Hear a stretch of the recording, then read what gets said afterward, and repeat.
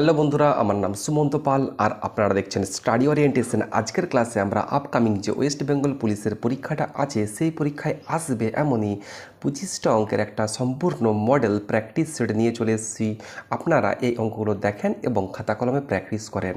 দেখুন, প্রথমের যে অঙ্ক সেটা দেয়া আছে দুটি পাত্রের মিশ্রণের দুধ ও জলের অনুপাত যথাক্রমে 5:2 এবং 6:1। মিশ্রণ দুটি মেশানোর পর নতুন মিশ্রণে দুধ ও জলের অনুপাত হবে। দেখুন, খুব সুন্দর। এখানে এই যে প্রথমের যে অনুপাত এবং দ্বিতীয় যে অনুপাত, এই দুটো অনুপাতের সমষ্টি সমান। মানে কি, মানে 5-এর সঙ্গে 2 যোগ করলে হচ্ছে 7, ঠিক একই রকমভাবে 6-এর সঙ্গে 1 যোগ করলে হচ্ছে 7। যদি এরকম সিস্টেম হয় তাহলে আমরা কি করব, এই প্রথমের যে অনুপাত এর অনুপাতে যে দুধ আর দ্বিতীয় যে অনুপাত এটার যে দুধ আমরা এখানে ডাইরেক্ট যোগ করে দেব। তাহলে 5-এর সঙ্গে 6 যোগ করব 11:2, 2-এর সঙ্গে 1 যোগ করব 3, তাহলে 11:3। অপশান এ হবে সঠিক উত্তর। নেক্সট অঙ্কটা দেখে নিন। দুটি সংখ্যার অনুপাত 8:5 এবং বৃহত্তম সংখ্যা ক্ষুদ্রতম সংখ্যা অপেক্ষা 27 বেশি হলে সংখ্যা দুটির যোগফল কত? দেখুন, এখানে যে অনুপাত সেটা দিয়ে আছে 8:5, বলা আছে বৃহত্তম সংখ্যা, তাহলে 8 হচ্ছে বৃহত্তম সংখ্যা আর 5 হচ্ছে ক্ষুদ্রতম সংখ্যা। বলছে বৃহত্তম সংখ্যা ক্ষুদ্রতম সংখ্যা অপেক্ষা 7 বেশি। দেখুন, আমাদের এই অনুপাতের মধ্যে যে সব থেকে বড় সংখ্যা সেটা হচ্ছে ছোট সংখ্যার থেকে 3 বেশি। তাহলে 3 ইন্ডিকেট করছে, কোয়েশ্চেনে দিয়ে আছে 27। তাহলে কি বলা আছে, সংখ্যা দুটির যোগফল। তাহলে 8-এর সঙ্গে 5 আমরা যোগ করে দেবো, তাহলে 13 কত ইন্ডিকেট করবে বন্ধুরা? দেখুন, 3-এর সঙ্গে 9 গুণ করলে 27, তাহলে 13-র সঙ্গে আমরা ডাইরেক্ট 9 গুণ করে দেবো, তাহলে হবে 117। অপশান এ হবে সঠিক উত্তর। নেক্সট অঙ্কটা দেখে নিন। পারিশ্রমিক 35% বৃদ্ধি পাওয়ায় এক ব্যক্তির বর্তমান পারিশ্রমিক 315 টাকা। বৃদ্ধির পূর্বে ওই ব্যক্তির পারিশ্রমিক কত ছিল? দেখুন, খুব সুন্দর। পারিশ্রমিক 35% বৃদ্ধি পাওয়ায় মানে আগে ছিল পারিশ্রমিক 100, এখন হয়ে গেছে 35% বেড়েছে, তাহলে 135। তাহলে কি বলছে, ওই ব্যক্তির বর্তমান পারিশ্রমিক 315 টাকা। তাহলে এখন যেটা বেড়েছে সেটা ইন্ডিকেট করছে সেটা হচ্ছে বর্তমান। তাহলে 135 ইন্ডিকেট করছে হচ্ছে কত বন্ধুরা? 315। 135 ইন্ডিকেট করছে 315। তাহলে কি বলা আছে, বৃদ্ধির পূর্বে ওই ব্যক্তির পারিশ্রমিক কত ছিল? তাহলে আগে কত ছিল? 100, তাহলে 100 কত ইন্ডিকেট করবে? 315/135 ইন্টু 100। তাহলে 5 দিয়ে কাটবো, 5 6 30, 5 3 15, 5 দিয়ে কাটবো, 5 2 10, 5 7 35, 9 দিয়ে কাটবো, 9 3 27 আর 9 7 63। তাহলে 7 ইন্টু 100 মানে 700, বাই নিচে আছে 3, তাহলে 700/3। অপশান এ হবে সঠিক উত্তর। নেক্সট অঙ্কটা দেখে নিন। স্থির জলে নৌকার গতিবেগ 10 কিলোমিটার পার ঘন্টা এবং স্রোতের গতিবেগ 3 কিলোমিটার পার ঘন্টা হলে স্রোতের প্রতিকূলে 49 কিলোমিটার যেতে সময় লাগবে। দেখুন, খুব সুন্দর একটি অঙ্ক। বলা আছে স্রোতের প্রতিকূল। স্রোতের প্রতিকূল মানে নৌকার বেগ মাইনাস স্রোতের বেগ। তাহলে নৌকার বেগ কত? 10 মাইনাস স্রোতের বেগ হচ্ছে 3, তাহলে 7 কিমি পার ঘন্টা। এটা হচ্ছে স্রোতের প্রতিকূলে বেগ। 7 কিমি পার ঘন্টা মানে কি বন্ধুরা? 7 কিমি যাই 1 ঘন্টায়, তাহলে প্রতিকূলে যাচ্ছে 49 কিলোমিটার। তাহলে 49 কিমি যেতে সময় লাগবে 1/7 ইন্টু 49, তাহলে 7 7 49, তাহলে 7 ঘন্টা। অপশান ডি হবে সঠিক উত্তর। নেক্সট অঙ্কটা দেখে নিন। পরীক্ষায় একজন ছাত্র 46% নাম্বার পেয়ে 55 নম্বরের জন্য ফেল করে এবং অপর একজন 81% নাম্বার পেয়ে 5 নম্বর অপেক্ষা 15 নাম্বার বেশি পায়, তবে পরীক্ষায় মোট কত নাম্বার ছিল? দেখুন, খুব সুন্দর। এটা হচ্ছে পাসের লাইন, এটা হচ্ছে পাস। কি বলা আছে, 46% নাম্বার পেয়ে 55 নাম্বারের জন্য ফেল করে, মানে আরও যদি 55 পেতো তাহলে সে পাস করতো, মানে 55 পায়নি, তাহলে 46 হচ্ছে, এটা ইন্ডিকেট করছে 46%। আবার কি বলেছে, অপর একজন 81% নাম্বার পেয়ে 5 নম্বর অপেক্ষা 15 নম্বর বেশি পায়, তাহলে পাসের থেকে হচ্ছে 15 নম্বর বেশি পাচ্ছে, তাহলে কত পার্সেন্ট পাচ্ছে? 81%। তাহলে দেখুন, আমাদের এখানে টোটাল যে টাইম লাইন এটা কত? এটা হচ্ছে 55 + 15, এটা হচ্ছে 70। টোটালটা হচ্ছে 55 যুক্ত 15 মানে হচ্ছে 70। তাহলে এখানে যে পার্সেন্টগুলো আছে মানে 81% মাইনাস 46%, এটা করলে কত হচ্ছে, এটা করলে হচ্ছে 35। তাহলে 35% ইন্ডিকেট করছে 70। তাহলে পরীক্ষার মোট নাম্বার কত, পরীক্ষার মোট নাম্বার হচ্ছে 100%। তাহলে এটা কত ইন্ডিকেট করবে, দেখুন 35% ইন্টু 2 মানে 70। তাহলে 100% ইন্টু 2 মানে হচ্ছে 200। তাহলে অপশান ডি হবে সঠিক উত্তর। নেক্সট অঙ্কটা দেখে নিন। 312 ইন্টু 219 ইন্টু 517 ইন্টু 613 এর একক ঘরের সংখ্যাটি কত? খুব সুন্দর। 2-এর সঙ্গে 9 গুণ করব, তাহলে হচ্ছে 18, 8টাকে নেব। 8-এর সঙ্গে 7 গুণ করব, 56, 6টাকে নেব। 6-এর সঙ্গে 3 গুণ করব, 18, 8টাকে নেব। অপশান ডি হবে সঠিক উত্তর। নেক্সট অঙ্কটা দেখে নিন। রাম একটি কাজ 20 দিনে এবং রহিম 10 দিনে করতে পারে। দুজনে একত্রে কাজ শুরু করার 4 দিন পর রাম চলে যায়। অবশিষ্ট কাজ শেষ করতে রহিমের কতদিন সময় লাগবে? খুব সুন্দর। একটা হচ্ছে রামটাকে ধরলাম এ, আর রহিমটাকে ধরলাম হচ্ছে বি। দেখুন এ হচ্ছে 20 দিনে করছে আর বি করছে হচ্ছে 25 দিনে। তাহলে 20 আর 25-এর লসাগু হবে 100। 100 কি বন্ধুরা? 100 হচ্ছে মোট কাজ। মোট কাজের পরিমাণ যদি 100 হয়, রাম করে 20 দিনে, তাহলে রাম একদিনে কাজ করবে 100/20 মানে 5। ঠিক একই রকমভাবে রহিম একদিনে কাজ করবে 100/25 মানে হচ্ছে 4। তাহলে রাম ও রহিম দুজনে একসঙ্গে একদিনে কাজ করবে 5 যুক্ত 4 মানে হচ্ছে 9। তাহলে দুজনে 4 দিন কাজ করছে, তাহলে 9 ইন্টু 4 সমান 36 কাজ হয়ে যাচ্ছে। তাহলে 100 থেকে আমরা 36 বিয়োগ করে দেব। তাহলে কত থাকছে বন্ধুরা? 64। এই 64 কাজ পড়ে থাকছে, যেটা অবশিষ্ট কাজ, এবং এই অবশিষ্ট কাজটা রহিম করছে। তাহলে রহিম একদিনে কাজ করে 4। তাহলে 64 কাজ করতে রহিমের সময় লাগবে 64/4। 4 একে 4, 4 6 24, তাহলে 16 দিন। অপশান সি হবে সঠিক উত্তর। নেক্সট অঙ্কটা দেখে নিন। একটি চৌবাচ্চা এ নল দিয়ে 8 ঘন্টায় এবং তলদেশে ছিদ্র থাকার জন্য চৌবাচ্চাটি পূর্ণ হতে আরও 2 ঘন্টা বেশি সময় লাগে। যদি চৌবাচ্চাটি পূর্ণ থাকে তবে তলদেশের ছিদ্র দিয়ে কতক্ষণে চৌবাচ্চাটি খালি হবে? দেখুন এ একটা নল যেটা হচ্ছে 8 ঘন্টায় ভর্তি করছে। আবার বলছে তলদেশে একটি ছিদ্র, তাহলে এ মাইনাস বি, এই মাইনাসটাকে ইন্ডিকেট করছে, মাইনাসটি ইন্ডিকেট করছে ছিদ্র থাকার জন্য জলটা বেরিয়ে যাচ্ছে, ওর জন্য মাইনাস দিলাম। তাহলে এটা কত বলা আছে? 2 ঘন্টা বেশি, মানে আগে সময় লাগতো 8, এখান থেকে আরও 2 যোগ করে দেবো, তাহলে হচ্ছে 10 ঘন্টা। 8 আর 10-এর মধ্যে লসাগু নেব 40। 40 হচ্ছে মোট চৌবাচ্চার পরিমাণ বাট মোট ট্যাঙ্কের আয়তন। মোট চৌবাচ্চার পরিমাণ যদি 40 হয়, এ ভর্তি করে 8 ঘন্টায়, তাহলে এ 1 ঘন্টায় ভর্তি করবে 40/8 মানে 5। ঠিক একই রকমভাবে এ মাইনাস বি হবে 40/10 মানে হচ্ছে 4। তাহলে এখান থেকে আমরা দুটো ইকুয়েশন পেলাম, এ সমান 5, এটা হচ্ছে 1 নম্বর ইকুয়েশন। এ মাইনাস বি সমান 4, এটা হচ্ছে 2 নম্বর ইকুয়েশন। এরপর কি করব? এই 2 নম্বর ইকুয়েশনে এ এর জায়গায় 5 বসিয়ে দেব। তাহলে কি হচ্ছে? 4 সমান 5 মাইনাস বি, বিটাকে নিয়ে যাব বাঁ দিকে, তাহলে মাইনাস ছিল প্লাস হয়ে যাবে, সমান ডান দিকে 5 তো আছেই, আর বাঁ দিকে 4টাকে ডান দিকে নিয়ে যাব, তাহলে -4। তাহলে এটা আমরা পেলাম হচ্ছে 1। মানে বি একটা নল যেটা 1 ঘন্টায় 1 করে খালি করছে, মোট চৌবাচ্চার পরিমাণ 40। তাহলে এই বা তলদেশের ছিদ্র মানে বি দিয়ে খালি করতে সময় লাগবে 40/1 মানে 40 ঘন্টা। অপশান বি হবে সঠিক উত্তর। নেক্সট অঙ্কটা দেখে নিন। একজন একটি খারাপ কম্পিউটার 1200 টাকায় কিনে মেরামতির জন্য আরও 200 টাকা ব্যয় করেন। কম্পিউটারটি 1680 টাকায় বিক্রয় করলে কত লাভ বা ক্ষতি হয়? দেখুন 1200 টাকায় কিনেছে, আবার 200 টাকা দিয়ে বাগাচ্ছে। তাহলে 1200 যুক্ত 200, এটা যোগ করে দিলে এটা আমরা ধরবো হচ্ছে টোটাল ক্রয় মূল্য, মানে কিনেছে আবার বাগিয়েছে, তাহলে এটা আমরা টোটাল ধরবো হচ্ছে ক্রয় মূল্য। তাহলে 1400 টাকা হচ্ছে আমার ক্রয় মূল্য, মানে কম্পিউটারটা কিনেছে। আর বিক্রয় মূল্য কত বন্ধুরা? 1680। দেখুন আমি একটা জিনিস 1400 টাকায় কিনেছি, 1680 টাকায় বিক্রি করছি, তাহলে লাভ কত?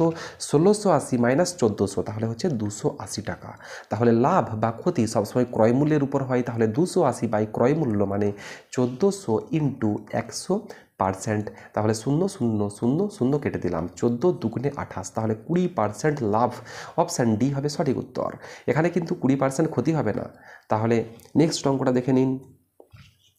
এ ও বি একটি যৌথ ব্যবসায় 5:4 অনুপাতে টাকা বিনিয়োগ করে। যদি মোট লভ্যাংশের 4% দান করার পর এ লভ্যাংশ পায় 480 টাকা, তবে মোট লভ্যাংশ কত? দেখুন খুব সুন্দর, 4% দাম কি দান করছে, তাহলে মোট লভ্যাংশের 4% দান করছে। তাহলে 100 টাকা যদি মোট লভ্যাংশ হয়, এটা হচ্ছে মোট, তাহলে দান করছে কত? 100 - 4, তাহলে আমার যে টাকা থাকছে সেটা হচ্ছে 96 টাকা। এই 96 টাকা এ আর বি ভাগ করে নিচ্ছে। তাহলে 96 টাকা যদি এ ভাগ করে তাহলে এ কত টাকা পাবে? 96 ইন্টু এ এর অনুপাত কত? 5। তাহলে 5 বাই মোট অনুপাত কত? 5 যুক্ত 4 মানে হচ্ছে 9। তাহলে এটা হচ্ছে এ এর টাকা। এটা ইন্ডিকেট করছে, কোয়েশ্চেনে দেওয়া আছে হচ্ছে 480। এরপর কি বলা আছে? মোট লভ্যাংশ। তাহলে 100 কত ইন্ডিকেট করবে? দেখুন 480 বাই 96 ইন্টু 5 বাই 9টা উল্টে যাবে, তাহলে 9 বাই 5 ইন্টু 100।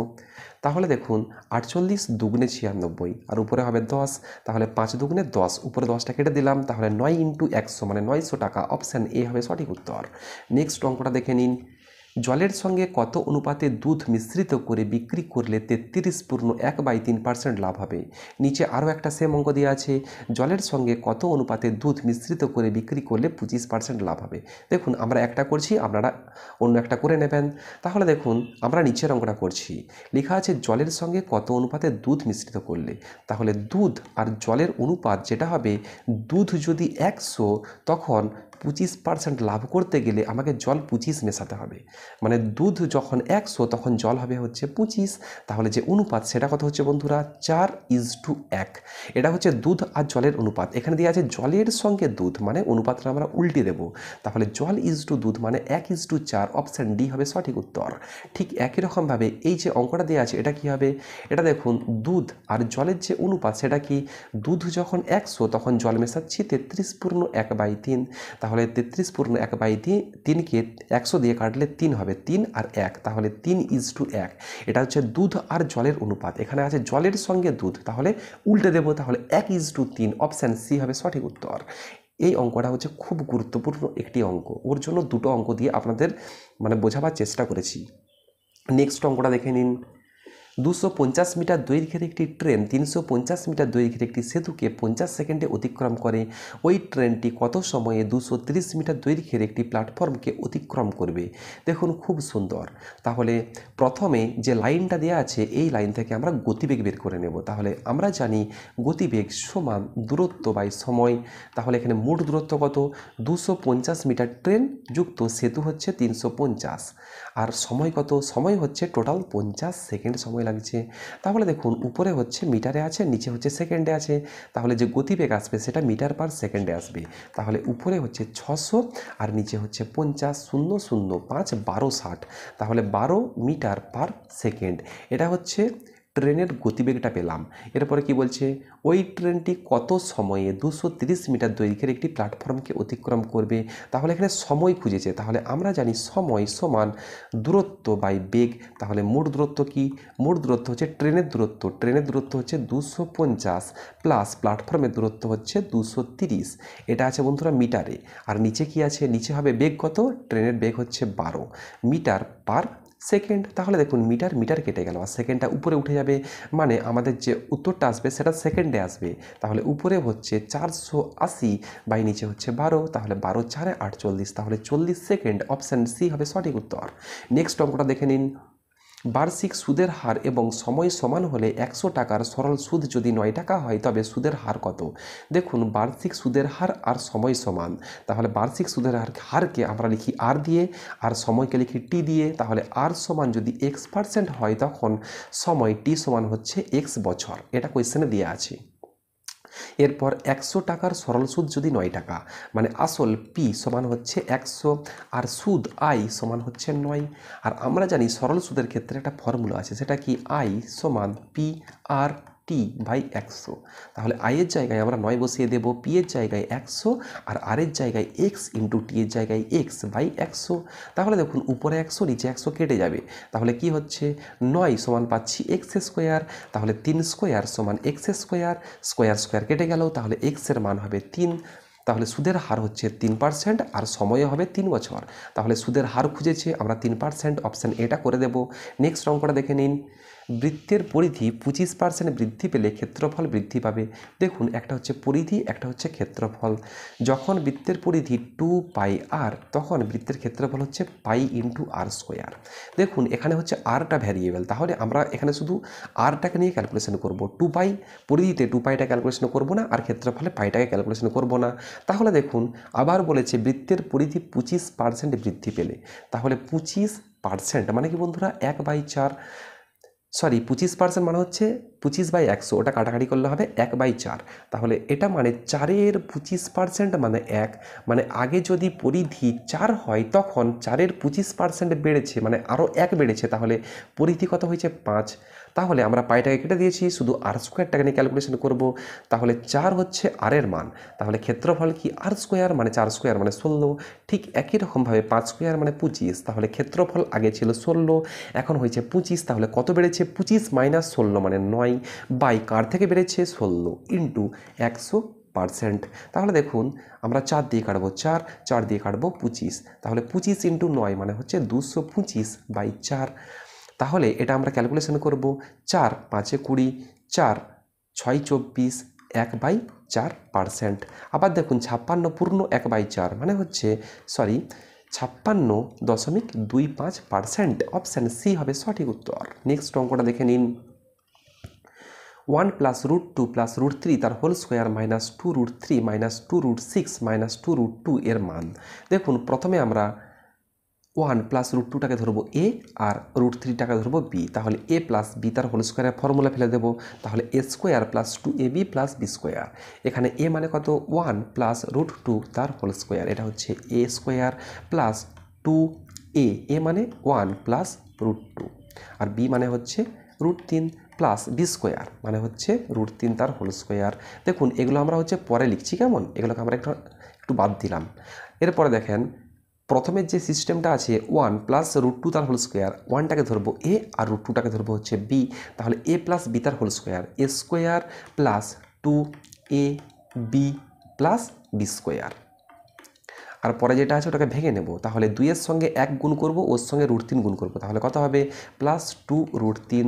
ঠিক একই রকমভাবে আমরা 2-এর সঙ্গে √2 গুণ করব, আবার √3 গুণ করব, তাহলে কত হবে +2√6 প্লাস √3 তার হোল স্কোয়ার মানে 3ই আসবে। এরপর পুরোটাকে ভেঙে নেব, তাহলে 1 যুক্ত 2√2 যুক্ত 2 যুক্ত 2√3 যুক্ত 2√6 প্লাস 3।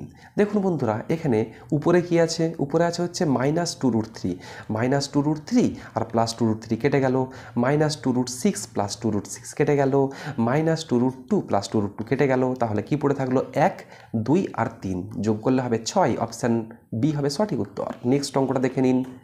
দুটি সংখ্যার গুণফল 1575, ভাগফল 7, সংখ্যা দুটি। দেখুন খুব সুন্দর, আমাদের এখানে যে অপশানগুলো দেওয়া আছে দুটো সংখ্যাকে ভাগ করব মানে বড়টা বাই ছোটোটা, সেটা কি 7 হচ্ছে, যেটা হবে সেটাই অপশান করে দেব।